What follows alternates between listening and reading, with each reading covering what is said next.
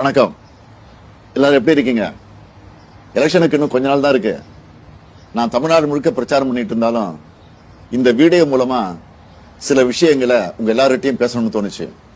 என் மனசுல படுறத ஓப்பனா நான் இப்ப பேச போறேன். இந்த எலெக்ஷன் திமுகவுக்கும் ஆளுங்கட்சிக்கும் இடையில நடக்கிற போட்டி இல்லைங்க.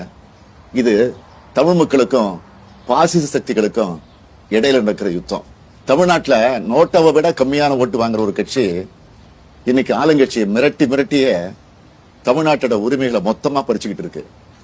நம்ம இளைஞர்களுக்கு கிடைக்க வேண்டிய அரசாங்க வேலையை வட மாநிலத்திலிருந்து வர்றவங்களுக்கு தூக்கி கொடுக்கறாங்க. நீட் மாதிரி எக்ஸாம் கொண்டு வந்து நம்ம பிள்ளைகளை படிக்க விடாம பண்றாங்க. நம்ம விவசாயிகளுடைய நிலத்தை புடுங்கி அவங்க வாழ்வாதாரத்தை கெடுக்கிறாங்க. எதிர்த்து போராடுற மக்களை அடிச்சு விரட்டுறாங்க. நாம என்ன சாப்பிடணும், நாம என்ன மொழி பேசணும், நம்ம யாரை கல்யாணம் பண்ணணும், நம்ம குழந்தை என்ன படிக்கணுங்கிற வரைக்கும் அவங்க முடிவு பண்ணணும்னு நினைக்கிறாங்க.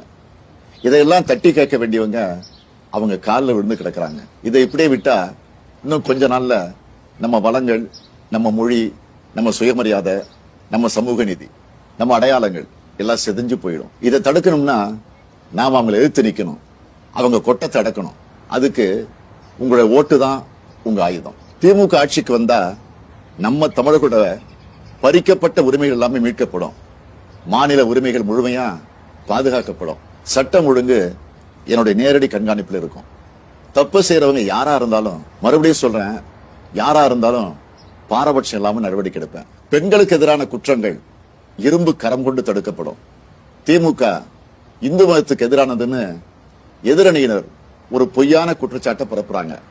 அதனால நான் தெளிவா சொல்லிடுறேன், திமுக ஆட்சியில எல்லா மத மக்களும் பாரபட்சம் இல்லாம சமமா நடத்தப்படுவாங்க.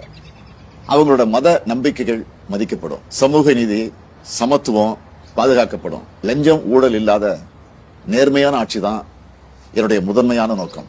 எல்லா துறையும் என்னுடைய நேரடி கண்காணிப்பில் இருக்கும். தமிழ் மக்களுக்கு எதிரான திட்டங்கள் எதுவா இருந்தாலும் தடை செய்யப்படும். என்னுடைய சுயநலத்துக்காக நான் யார் காலையும் விட மாட்டேன்.